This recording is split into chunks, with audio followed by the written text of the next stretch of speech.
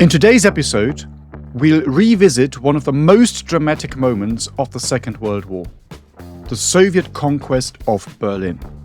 Even before the campaign began, it was a product of the military and political situation in the spring of 1945.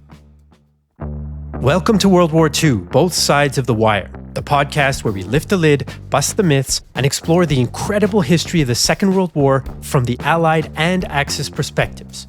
I'm Jesse Alexander, a public historian specializing in the history of the two world wars. And I am Matthias Strohn, German officer, professor of military studies, and author. Hi, Jesse.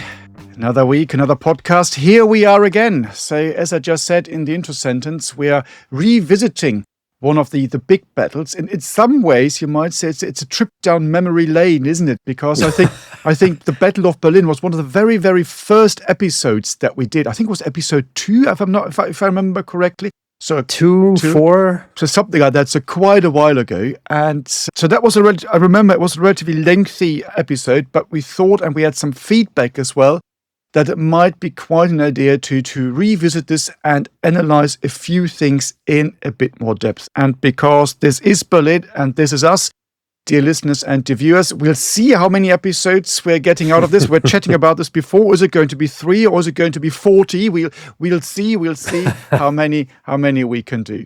As always, Jesse, where do we start? I already talked about the military and the political situation. It's probably not a bad idea to follow the usual approach to take a step back, look at the bigger picture stuff before we zoom in again. And of course, dear listeners and dear viewers, there might be some bits and some areas that we covered in the previous episode, but of course, we're going to go into much more depth and detail with this, which is probably going to be a multi-episode. Let's call it a mini-series. Jesse, where do we start? Well, there's a lot to chew on here to understand the campaign. Now, militarily, it's not like the end result is a big surprise to anybody. It's not like it's unsure how it's going to turn out. But it's nonetheless fascinating and, of course, in many ways tragic or triumphal, depending on how you look at it, end to the war in Europe, pretty much. I think to keep in mind what's going on in the spring of 1945, politically, the war is still going on. The war is not over, but the soon-to-be victorious powers are already kind of jockeying for position, thinking about what the post-war world is going to look like. They also don't like each other very much, to be quite frank. In particular, of course, you have the divide that listeners and viewers, you probably are familiar with, between the Soviets on one side and the British and Americans on the other side. There were arguments between the British and Americans, but, the depth of disagreement and different worldview is not comparable to the relationship with the Soviets. So even though you have this grand alliance on the cusp of achieving complete victory over the primary enemy, Germany, in the Second World War, the gaps is starting to get wider and wider because they don't have to work together anymore. It's not like life or death to work together against Nazi Germany anymore. Nazi Germany is essentially on the edge of being beaten. There's only going to be a month left or so by the time we get into the spring. And so this plays a role in how the Berlin campaign comes to be, the timing, what Stalin thinks about why he should do it, when he should launch the battle, all that kind of thing. So that's one piece of context that I wanted to start with. I don't know if you want to flesh out the politics of it a little bit there, Matthias. Well, as you said, it is, on the one hand, it's a bit of a confusing period because a period of transition, isn't it? On the other hand, the moment you include the Germans as well, it's relatively obvious and clear what's going on because Germany is beaten at that particular stage, isn't it? And it's the big questions, why do the Germans keep fighting? So this is something that's been debated ever since, is still being debated today. But let's go back to the Allies. Of course, you are absolutely right. You've got all these agreements, you've got all these treaties that we looked at in some of the other episodes as well. So the division of Europe after the war, that's already there. That is having an impact. But everybody can see, even at this stage, that the political reality and the political landscape of Europe is going to be very, very different. perhaps the eye opener really was the liberation, if that's the right word, of Poland by the Soviet forces. When, to begin with, people thought, particularly in the West, well, that means we're now going to have the exile government that still sits in London going back to Poland to run the country. But let's remember, this is the reason why Britain and France went into the Second World War in the first place. But of course, the Soviets are having none of it. And this is showing the world, you know what, the realities are a bit different here and things are shifting. And when you look at the Western camp, you might say that Churchill understood that quite well. So because he's a very shrewd politician, so he knows exactly what Stalin is up to. Whereas you might say the Americans, they're a bit naive in their approach to the post-war order and the post-war world. So that's some of the tensions, again, you find between these different camps, including the Western camp. And of course, the problem is also that the British know that by this stage, they are very, very much the junior partner in this coalition. Also, if you just look at the West, the Americans and the driving seat, and their political approach is a little bit naive. And when you look at the Germans are trying kind of desperately to solve the situation. I mean, at this particular time, there are some initiatives to now have some sort of peace feelers sent out via Sweden. Himmler gets involved a little bit later, saying, well, if we release all these Jews now, we stop killing them, is that going to help us when they go through the Swedish channels? But you can see, I mean, this is now the spring of 1945. No one is going to talk to the Germans anymore, because why would you? Because Germany is basically beaten, and everyone already at this stage is simply just waiting for the Germans to surrender. So an interesting, confusing political situation, you might say, in the Allied camp. The moment you throw the Germans in the mix, it's perhaps a bit clearer because the Germans have been beaten. Right, and the process of who's going to beat the Germans where is what leads us kind of directly into some of the decisions leading up to the operation against Berlin by the Red Army, because they do have these agreements, the Allies do, about post-war occupation zones for Germany, and it's clear that Berlin is going to fall in the Soviet zone. However, in March and early April 1945, the Western Allies are essentially racing through Germany. The resistance is now fairly disorganized, it's sporadic. There's still some fighting, the Western Allies are still taking casualties, but they're essentially racing right into the heart of Germany, even towards what is today Eastern Germany. And this makes the Soviets nervous because Stalin doesn't think, or he thinks that it's a distinct possibility that the Americans and British will not keep their word, that they will somehow rush more quickly and capture Berlin. Even though, if memory serves, on the 31st of March, Eisenhower, who's the commander-in-chief, right, of all the Western Allied forces in Europe, he specifically messages Stalin. He says, we are not going to take Berlin. And this is, of course, even though there are some leaders on the British and American side who would like to go for Berlin and argued for that. For a while, Churchill was trying to sort of angle in on that. Montgomery thought it would be a good idea.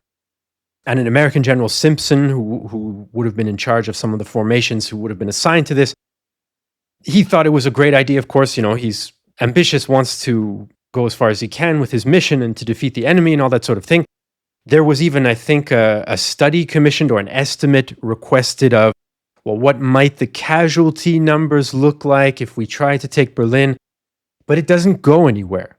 The highest level decision is we, the Western Allies, are not taking Berlin, and we are going to communicate that to our Soviet ally.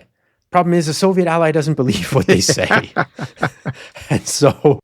And so this has an impact then on what the Soviets do. But I'll turn it over to you, Matthias, to flesh that out. I mean, that's exactly it, isn't it? So because the Soviets have got their own little way of thinking, so they think everyone else thinks and behaves like them. So you can't trust the Western Allies. And Stalin is very, very clear about this. Because Stalin, a little bit like Churchill, is looking already now to the post-war setting in Europe. And he thinks that he wants to have as much control over Europe, so the Allies want to have the same thing. When we jump forward then and look at the Cold War, there's a bit of truth in that, of course, and we can, that's another discussion, so we probably shouldn't go into this here right now. but you can see where the thinking is coming from, at least. And as you say, well, in the spring of 1945, well, in the West, the German front is basically just collapsing. There's hardly any fighting anymore. The last really big organized resistance that you fight is in the Ruhr pocket. When this surrenders, then basically, as you say, they just race across the North German plains to cities like Hamburg, and the Americans get to places like Leipzig, for example. There is still some fighting in the city of Leipzig. The Germans put up a last stand at this big monument you've got there for the Battle of the Nations monument that you find. It's a huge one. You haven't been there, you go to Germany, make sure you go there and have a look at it. It's quite imposing and impressive. That's where the Germans put up the last fight for about a day or so. But these are just small episodes. On the whole, the Germans are on the run. They're quite, in inverted commas, happily surrendering, because they know the alternative is if you don't surrender to the Americans or the Brits, you will probably have to surrender to the Soviets, and you don't want to do this. And there are some, what's the right word? Sad scenes, you might say as well. Say the Battle of the city of Leipzig, as I mentioned, is occupied by the Americans. And in the summer of 1945, in accordance with the agreements that had been signed beforehand, it's then handed over to the Soviets. So that's also interesting. And then it becomes part of the Soviet occupation zone, which then becomes part of the GDR, as you said, modern day East Germany. So there's all sorts of really interesting developments that you find here, and they really do set the scene. And as you say, well, this is the thinking that Stalin has. So he really pushes and says, well, we need to get to Berlin as quickly as possible, because we don't know what the Western Allies are going to do. And he wants to have the prize. He wants to control Berlin, and he wants to seize Berlin to show to the world that it was the Soviet armies that defeated the Nazis and nobody else, which, by the way, is still very much the view in Russia today. When you go there, the Western contribution is more or less written out of history. You might say that's fundamentally wrong, but I think we talked about this in the previous episode. It's the same when you look at the Western Allies. In many respects, what happened on the Eastern Front is nothing that people really understand and know too much about.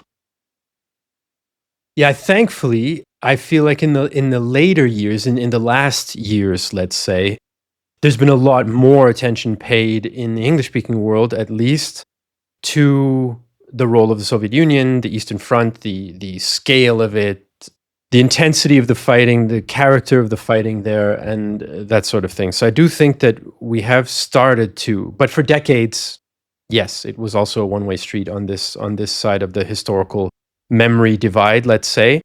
I think the last point you made is a particularly relevant one, and that is the symbolism of Berlin. It's the enemy capital.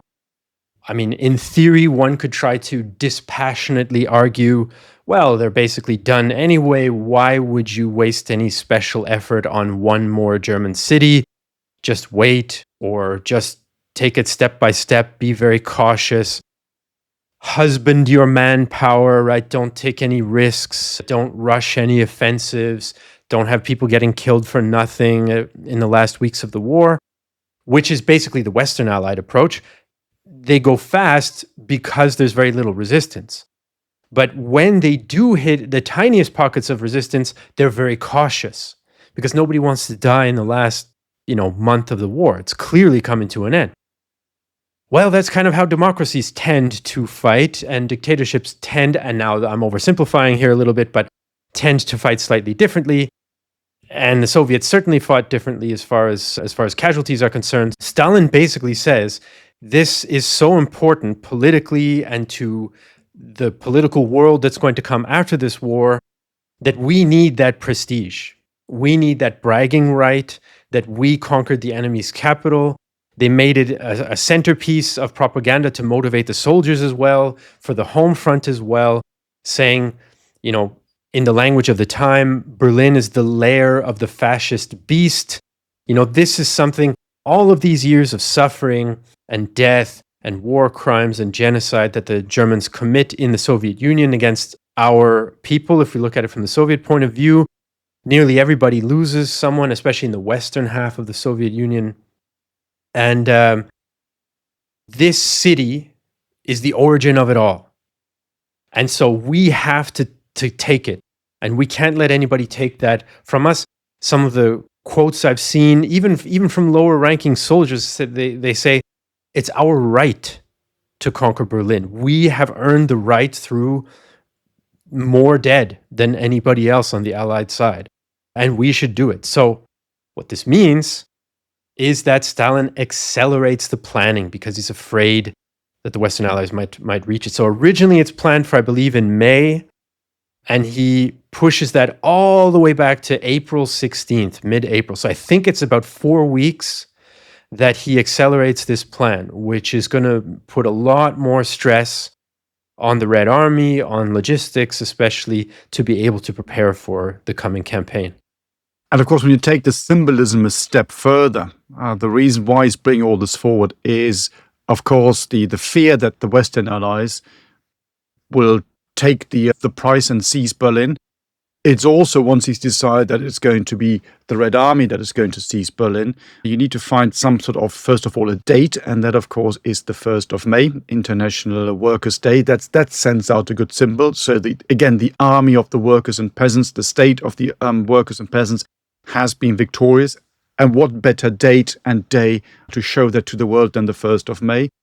And you also have, and we'll return to this, what happens there in more detail later on, but you also have the ultimate prize. So where do you need to go? Where do you need to go in Berlin to show the world that you've actually won this campaign, you've won the war, you've defeated the Nazis? I mean, just saying, well, we seized Berlin is not good enough. You need to have this photo opportunity where you put the red flag somewhere to really show the world that this is it. And of course, they choose the Reichstag in the center of Berlin, which is really quite strange because the Reichstag is basically at that stage has been standing empty since 1933, since the Reichstag fire. And from the German point of view, the Reichstag is completely irrelevant. It doesn't play any role in Nazi history, Nazi ideology, mythology. If anything, well, it's the exact opposite. It's empty, it's burned out, it's a shell, nothing happens there. You might even say the Kroll Opera, which just stood across the square, that was more important because that's where Parliament went. That's where Hitler announced that Germany has now invaded Poland. You could choose all sorts of different locations, but no, they go for this one because in the Soviet understanding, this is the symbol of Berlin, the symbol of Nazi Germany, and all other things. So again, you can see it's very interesting how you choose these symbols, and what is important for one nation, army, people might not be very important for another one. But there we are. So a bit more on the symbolism. And as I said, we'll go into this in much more detail when we look at the fighting for the Reichstag itself. But that's for later, folks. That's for later. Yeah, I mean, it's ironic because, I mean, physically, you're right. You want this photo op, so to speak. You need to concentrate on some physical symbol. It's a big, imposing building. It's impressive.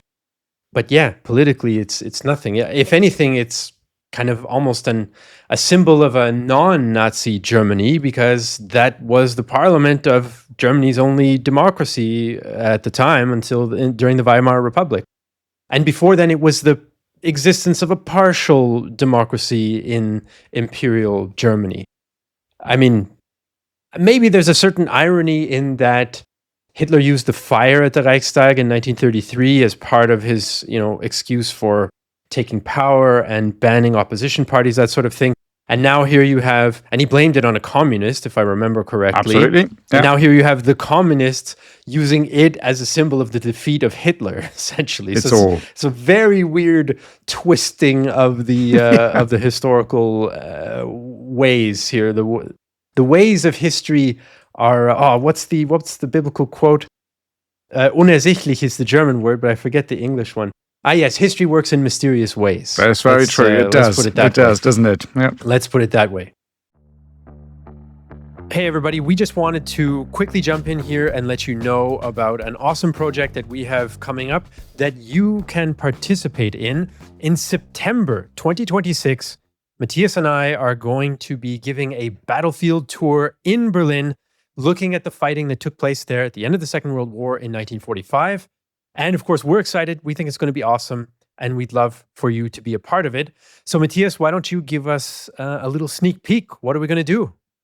Well, as you said, Jesse, it's going to be absolutely brilliant. It's going to be fascinating, analyzing the battle, the sheer destruction, the fighting in the center of Berlin. We're going to be visiting all the key locations that you need to see, that you need to understand if you want to understand the fighting in Berlin in 1945, which of course also has implications for European politics then after 1945 all the way up to today. So, for example, we're going to be visiting and discussing the Soviet attack onto the Reichstag, starting at the Moltke Bridge, where the Soviets crossed the River Spree and then attack the Reichstag itself. We're going to see the Führer bunker, where Hitler was sitting and hiding and still dreaming of world domination until he decided to kill himself. We show you exactly the spot where he then was burned and the Soviets found the remains after the battle. We're going to be looking at the Bendler Block, which was part of the German High Command. This is where Stauffenberg had his office. That's where they tried to overthrow the Nazis and Hitler on the 20th of July, 1944, where he and other people were then shot that particular night, where you now have a museum dedicated to German resistance. We're going to be looking at the topography of terror, which was the headquarters of the Gestapo. The remains, the foundations are still there. There's an exhibition. And we're also going to go to Sachsenhausen, a concentration camp in the north of Berlin, to explore this particular nasty side of the Nazi regime as well. So it's going to be a full few days. It's super nerdy. It is for the real history enthusiasts, so like us and hopefully you, and we'll hope to see you all there. And that's just the tip of the iceberg, of course. Once again, the Battlefield Tour of Berlin is going to be September 9th to 13th, 2026. If you're interested in finding out more, go to battleguide.co.uk and hopefully we'll see you there.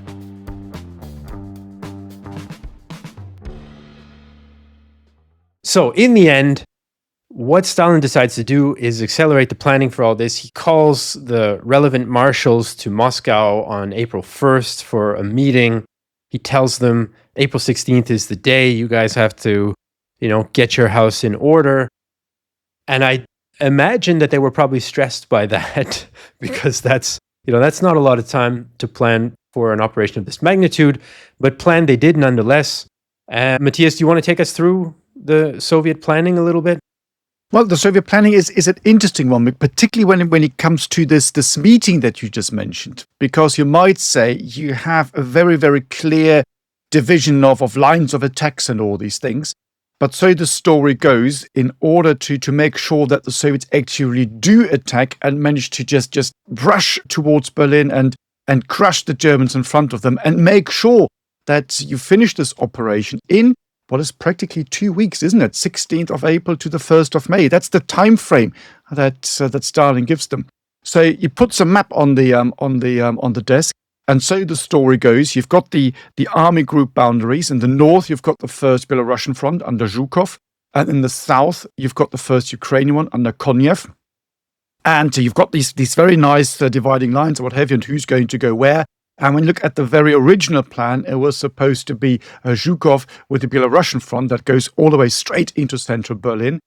But apparently, Stalin then takes the rubber and rubs out the army group boundaries when they hit the outskirts of Berlin. So basically, that shows whoever gets to Berlin first is the winner. He takes the prize. He'll be the great hero of the Soviet Union, even greater than all the other heroes of the Soviet Union, the medal that is thus being awarded. So, in a nutshell, what you want to do is have, in what you might say, again, it's very broad brush, a very typical Soviet attack based on mass. And that's what you have. And the Soviet army relies very heavily on artillery, very similar to what you see all the way up through the Cold War, all the way into today. Eastern European armies tend to rely very much on artillery. You need to then defeat the German defensive lines, and then in a race, you're going to go into central Berlin. At the same time, what you're also going to do, not only a head-on attack into Berlin, but you're going to outflank Berlin to the north with the first Belarusian front, and also in the south with the Ukrainian front. And there are two ideas behind that. The first one is that you're cutting off Berlin from any potential German reinforcements, because you still have one army, the 12th Army under Wenck, in basically the west-southwest of Berlin, and that's a bit of a threat to the Soviets. So you cut it off, and then you fight your way through into Berlin and seize Berlin. However, there's also another reason why the Soviets want to do this, and that comes back to everything we've already said. This is to make sure that you encircle Berlin, cut off Berlin not only from German reinforcements, but also make it impossible for the Western allies to get there. So quite an interesting approach. And in order to do all this, before you actually get to Berlin, you still have to pass about 80 kilometers of ground, because at that stage, the Red Army stands on the banks of the river Oder. That's the Oder front in the so-called Oderbruch. They've established a number of bridgeheads, and we'll talk about some of the bridgeheads in a bit more detail later on. So they already crossed the river, which of course makes it easier, but they need to make sure that they break out from these bridgeheads, destroy the German forces, and then they can push through. That is the idea. And all that has to happen in 2 weeks. So cover about 80 to 100 kilometers of ground till you get to central Berlin. Fight your way through and defeat the German forces that are still there. So that's not an easy task that is given to Konyev and to Zhukov. No question. If you get the news on April 1st, that April 16th, you've got to start a major operation with 2.5, and I'll get to that in a second, army groups. And then you have to complete that operation by the 1st of May.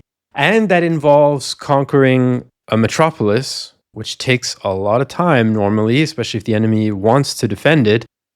That's a tall task. That's a tall task, even against an enemy that's inferior to you, which is clearly the case here. As far as the fronts go, we're not going to probably talk that much about it over the course of this podcast or this mini-series, but there is one other Soviet front that plays a very secondary role. It's even farther to the north. It's the second Belarusian front. It's under Konstantin Rokossovsky, but they're kind of doing like more or less flank protection on the north for Zhukov's first Belarusian army group. By the way, folks out there, just in case there's any confusion, I've seen a couple of posts about this over the past few years, basically since the Russo-Ukrainian full-scale war began, that some people are under the mistaken assumption that a Ukrainian front in the Red Army consisted mostly of Ukrainian soldiers, or that a Belarusian front consisted mostly of Belarusian soldiers. That is not the case. That is not the case at all. It's just because when those fronts were created earlier in the war, the Red Army was fighting in those regions of the Soviet Union, and they got those names and they just kept them till the end of the war. So it's a geographic designation from when that army group was created and nothing to do with the national origin of its soldiers. There were Ukrainians and Belarusians mixed into every army group in the Red Army, just like all the other ethnic groups of the Soviet Union. So, and as far as the infamous race is concerned, there are some different opinions about to what extent Stalin really wanted them to race or not. There's a logical argument, as you've said, Matthias. There's a logical argument that he would have wanted them to race, and that's the explanation for him kind of softening up the dividing line between the two fronts, between the two army groups. And then there are others who say, well, Stalin didn't really want to have them race. He was just interested in whatever it takes to reach the objective is fine with me. And he's not necessarily purposefully pitting them against each other. And I've read some others that more or less say, well, Konyev himself was trying to race, but Stalin and Zhukov were not necessarily thinking about racing. That Konyev is the one who kind of was more ambitious, wasn't that happy that initially his army group was going to stay mostly south of Berlin, etc., etc. So there's a bit of discussion. I wouldn't be surprised if the idea was racing. I mean, Stalin was not known to be so chill about how he dealt with his subordinates, I think. So yeah, I felt like I don't know. Do you have an opinion on the race debate, or so to speak? As you say, well, there are different opinions out there. Well, my personal take on it is it's just to encourage them to go as quickly as you can. It doesn't surprise that Konyev says, well, he wants some sort of race. He wants to have these boundaries taken out, because if you just simply look at the map and where these army groups are. So Zhukov is due east of Berlin, so he's got the shortest route, the shortest way, whereas Konyev is further to the southeast, as you already said. So the logical answer to this would be, if you expect that the German defense isn't that strong anymore, the logical answer would be that it's Zhukov going straight in there. The US sees all of this, and Konev wouldn't be too happy about this because he's just given the secondary role. But as you say, there's a bit of debate over this even today. But in the end, it doesn't really matter because the fight just develops the way it does anyway. Indeed, in a perfect world, from the Soviet point of view, you have Zhukov's army group smashing through the center, as you say, a place called the Zelo Heights, which we're going to talk about a bit more, and then rushing towards the city and enveloping it from the north and from the east. And you have Zhukov along the Neisse River, that's more or less mostly his front line, who's going to then protect Zhukov's southern flank, but also turn north and envelop the city from the west to cut it off. So that's the original idea. Is you have this envelopment. Now, Konev has another obligation, let's say, which is going in the opposite direction as well, because the Berlin operation for the Soviets, it extends well past the city itself and involves capturing essentially almost everything that's left in eastern Germany and even northern Czechoslovakia, as it happens in the end. So Leipzig, or the direction, let's say, of Dresden and Leipzig, I guess more Dresden, that direction is also where Konev's army group is responsible for heading. So they actually have a kind of two-pronged responsibility, which gets lost in the shuffle because Berlin is the focus for everybody politically then and for historians now and all that sort of thing. So that's kind of the Soviet plan, is for these two army groups to, one go straight and one to hook around and support them, basically. To do that, they assemble a formidable force. Within the two army groups, they have something on the order of 6,000, 6,200 tanks. They have something like 40,000 guns, so artillery pieces. This is what the Red Army is known for, as you mentioned, with firepower. And they have something on the order of 2.5 million men.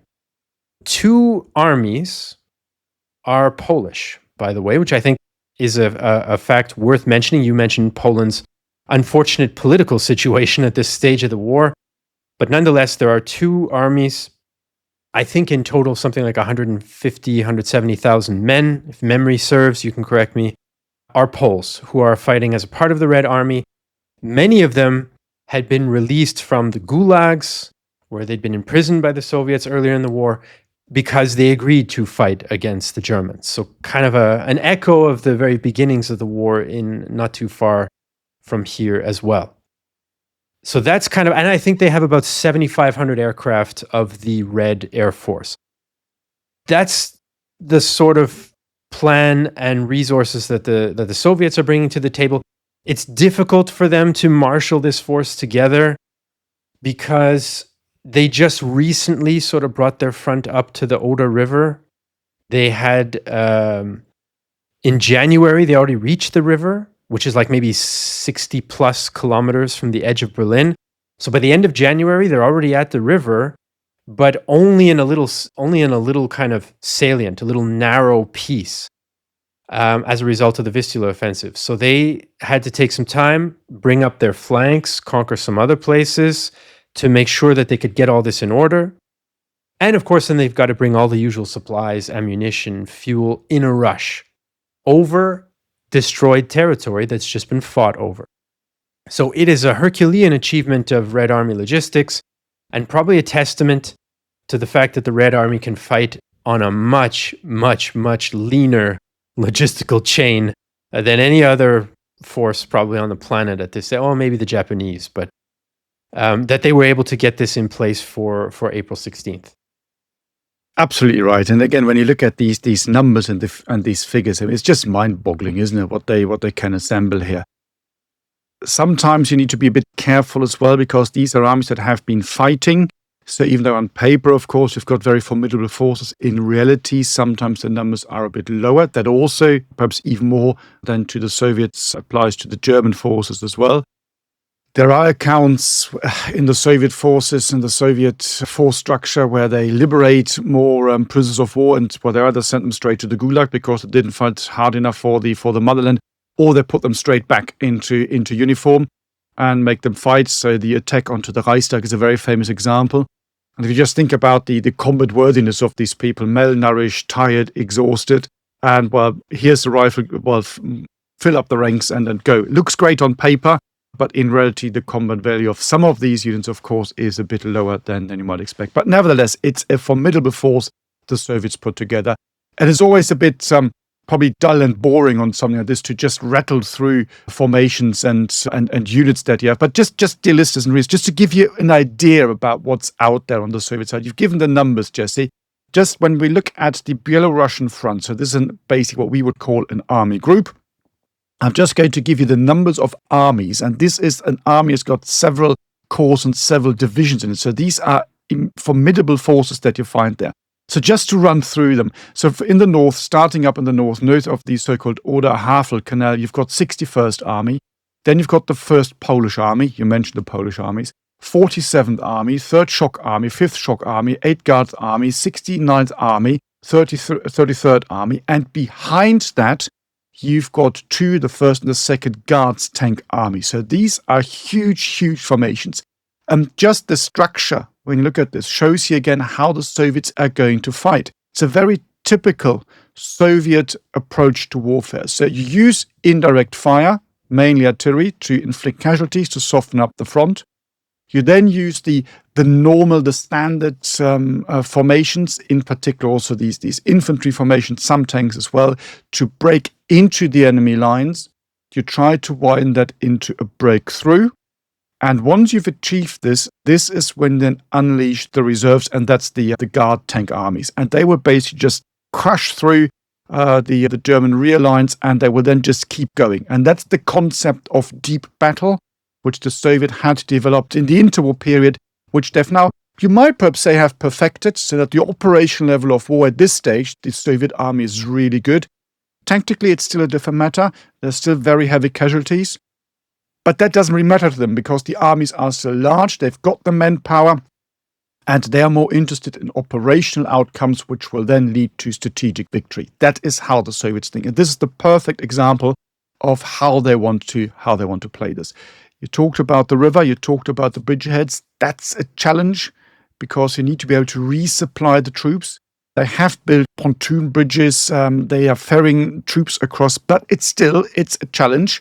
Because once you have moved all these troops across, once you start the battle, you will have a constant flow of resupply having to go across that river. If the Germans are able to disturb that, then you have a bit of a problem. But that's something we can look at when we talk at a little bit more detail at the German side. You're absolutely right. So you have these small bridgeheads, which they managed to widen from the end of January onwards. And the very first bridgehead that they managed to establish is in the northern sector of this entire area, so they call it the Oder front, and that is at a place called Kienitz. We've talked a little bit about the place of Zelo, which is due east of Berlin, and that's about 70-80 kilometers. Another 10 kilometers down the road, you then hit the River Oder and the fortress of Kustrin. When you go to Zelo, and then about 10-15 kilometers up to the north, that's where you have a small village, a very, very small village called Kienitz. And here on the 31st of January 1945, the Soviets managed to get across the river and establish the very first bridgehead. So what happens at Kienitz? Kienitz, as I said, is a very small village. It's more of a hamlet at that stage, you might say, and that's been completely untouched by the war. No direct influence of the war. They have seen the consequence of war mainly because of a lot of refugees coming through from the east. These guys were trying to get away and run away from the Soviets, like at East Prussia and all these other areas. But no direct impact, no bombing, no occupation, no nothing like this.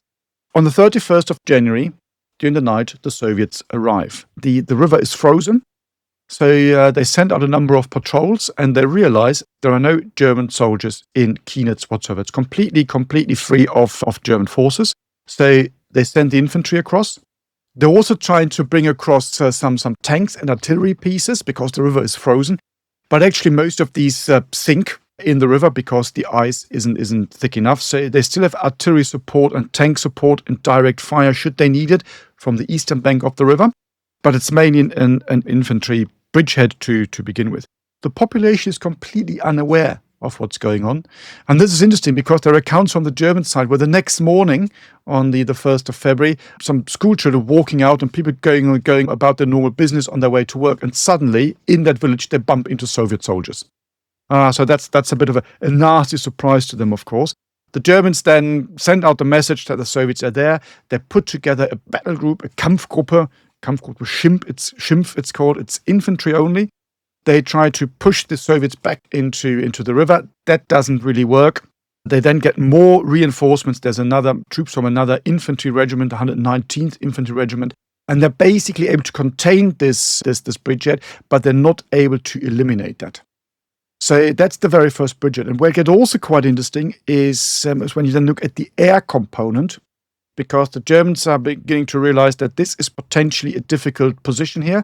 The Soviets are also beginning to build pontoon bridges. There is then Thor coming in, which washes them away. All that kind of stuff is going on as well. But the Germans are bringing air support. One of the guys fighting in this area, dropping bombs, is Rudel, the famous German Stuka pilot. He's in that area, dropping bombs shortly before he's severely wounded, has his leg cut off later on in an operation. All that stuff happening there as well. And what they also do, the Germans, is they use the mistletoes. And that is really a fascinating one. So, dear listeners, if you don't know what the mistletoe is, Jesse, what's the mistletoe? It's like I remember reading a Soviet account of them. It's like a plane attached to a plane full of bombs attached to a plane. And then you can launch kind of the blind, dumb plane off, and it goes and crashes and explodes, right? So sort of it's interesting because if you're interested in current day warfare and you've been keeping up with the Russo-Ukrainian war and different tactics, the Ukrainians have been modifying small propeller aircraft to use as drones without a pilot, stuffed with explosives, to then go and crash into something, right? And you have a similar kind of, what's the word I'm looking for, jerry-rigged type of system here with these mistletoes. They don't have that many of them, but they try to use them against the Oder bridges to take those out. Absolutely, that's what they do. And here, the slightly nasty incident, one of these incidents, they actually managed to drop one of these mistletoe bombs onto some of the refugees who are kind of sheltering in that small harbor that you've got in the at Kienitz. It's the kind of the river harbor, some small boats. But one goes down on there and killing a number of German refugees. And I find the mistletoe story very interesting because it tells you quite a bit about the state of the German military at that stage. So we always say that the Allied bombing campaign, is destroying German industry. Well, it's not really. And German industry reaches its highest output, its peak in the summer of 1944. So even in the winter of 44-45, you've got a lot of equipment. But you're now having two problems. The first one is you don't have trained crews anymore because they're all dead. And the ones that are now coming through, in this case pilots, they're just having a handful of flight hours before they're sent to the front line. And the second thing is that once the Allies realize that the Normandy bombing campaign is actually not as successful as they think it should be, they begin to target, for example, oil production. And that's now showing effect. The Germans have all these planes standing around, but they can't use them because they don't have enough petrol to fly them and they don't have the pilots. So as you said, they take a fighter plane, put a bomber underneath full of explosives and drop it onto something.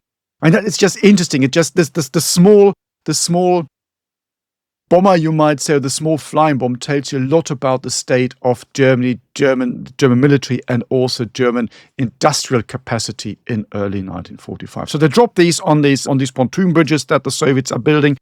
They destroy a number of them. As I said, the Thor gets in the way as well because the river starts flowing again, destroying a number of these bridges as well. But in the end, what happens is that you reach a period of stalemate. The Germans are not strong enough to push the Soviets back into the river. The Soviets are not strong enough to widen that particular bridgehead, and you've got an area of stalemate. But it doesn't really matter to the Soviets because by that stage, the fighting has now moved on to the southern sector of this entire front line, and we'll talk about this probably a bit later. So the very first bridgehead established on the 31st of January, so very early on, when you think about the fact that you only have the launch of the major offensive on the 16th of April. So you can see even before that in the build-up, a lot of things are happening in this area, which is called the Oderbruch. Right. And you would think on paper, if you've got a bridgehead at the end of January, why would it take you until April to assault the city that's only about 70 kilometers away or so? Well, that's because it's a big front, a big war, and just because you've got a couple of infantry units in X place doesn't mean you have the hinterland behind you, the logistical lines, and the flank protection to be able to mount a major offensive right away. These things take a lot of time. That's why, even in more recent times, it takes weeks or even months to build up a force, like the Russians did before invading Ukraine, like the Americans did before attacking Iraq in 2003, or like the coalition did in 1991 against Iraq. It takes a long time to prepare everything. And in the Soviet case, they have this narrow breakthrough in January. And what you've talked about in a little more detail, Matthias, at Kinitz, that is like the tip. But on all sides of this penetration, you've still got Germans. So it takes quite some time for the Red Army to clean up those flanks. That's one of the reasons why Rokossovsky's front, the one we don't talk about as much, way up in the north, it takes time to finish capturing Pomerania. And so it's not fully equipped to do everything that it, in theory, could have done during the attack against Berlin that comes in April. Not to mention, every bridge, every rail station is probably wrecked. And you need to supply 2.5 million men and all the rest of it. So it's a huge undertaking that takes time, and that's why even pushing it back to mid-April from the original May, sometime in May dates, even that is really, really straining the machine. And it's a little bit deceptive, I think, to just hear, oh yeah, they were already across the Oder at the end of January. In a war of this kind, you need a lot more than one tiny infantry bridgehead at the very, very tip of the spear. It takes more time. And of course, the one thing that we haven't mentioned really, and we don't want to go into too much detail here because you might say it's a slightly different episode, even though it's very much linked to the Battle of Berlin, and we should probably do 1 or 2 episodes on this as well, is the siege of the fortress of Kustrin, which is now modern day Poland. But this is a fight that goes on for basically nearly 3 months. That in itself is absolutely fascinating. The Soviet forces fighting there are equipped, for example, with American equipment to a large degree. There are photos of knocked out Sherman tanks that the Soviets are using, which of course after 1945 no one on neither side wanted to talk about. But that's a very, very big battle there as well, because both sides know that the fortress of Kustrin is extremely important. It used to be Prussia's largest fortress, and now finally I can talk about Frederick the Great if I really want to. We can now have a 50 minute. We haven't just slipped them in at we the end. We haven't had a there. tangent here, have we? So we need to have a Frederick the Great tangent somewhere. So he was there. His best friend Cutter is executed at the fortress of Kustrin in the 18th century. I could go on, but I think I might have told the story before at some point. And the siege of this fortress is really, really important because the fortress controls not only the river Oder, but also it controls the main road that runs across the river. So it's in those days, the Reichsstraße 1, Reichsstraße 1, so Imperial Road 1, which today is the Federal Road 1, which goes all the way from Aachen in the west of Germany to, in those days, Königsberg in the east, linking everything from west to east. And that really sits there and controls it. And both sides know that this is an extremely important part. If you seize this, you know that you've more or less already opened the entire Oder front, because then the Germans don't have really anything else they could do along that river. You then have another defensive line further to the west, and we'll look at that in more detail. But because the fighting goes on there for such a long time, that's also one of the reasons why the Soviets can't make, perhaps probably the main reason why the Soviets can't really make any more major progress before they've seized this. And that happens then towards the end of March, and then you can see suddenly it all begins to make sense. By the end of March, the Kustrin falls, and that then means that the Soviets take another 2 weeks to build up their force again for the next, and as they see it, the final push during this entire war. That's a good place to wrap up today's episode, our first episode in our revisiting in depth of the Berlin campaign of April and the very beginning of May in 1945.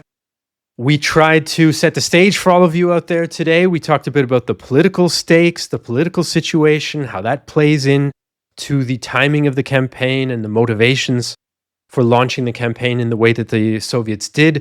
We talked a bit about the military situation, how the Soviets did reach the Oder River, which is the big river before you go off to Berlin, in January, at the end of January, but it took a lot more time to clean up the flanks, capture this critical fortress of Kustrin elsewhere on the Oder River, and then try to bring up the necessary supplies.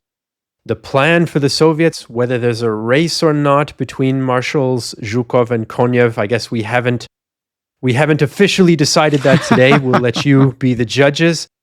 But the plan is essentially for Zhukov's army group to smash through straight towards Berlin, and for Konyev to come up around from the south, and then we'll see what happens. So that's more or less in a nutshell where we are with our Berlin story for today. We hope you enjoyed all that. If you want to support the podcast, of course, we'd be happy if you chose to do that. You can become a supporter by visiting bothsidesofthewire.com. You can even get access to exclusive content that's not out there in the public eye through our war room. You can even try that out for free if you want, for a free trial, by using the code DeepDarkWoods. So we very much appreciate our supporters that we have. Hope that you choose to become one of them. And we will see you all in the next episode for more Berlin. You've been listening to World War II, Both Sides of the Wire, a Battle Guide production. To support the creation of future episodes, consider joining our dedicated supporter community, where you can enjoy exclusive benefits and connect with like-minded individuals. For more information, please see the show notes, and if you appreciated this episode, please leave a review on your chosen podcast platform. Thank you for listening.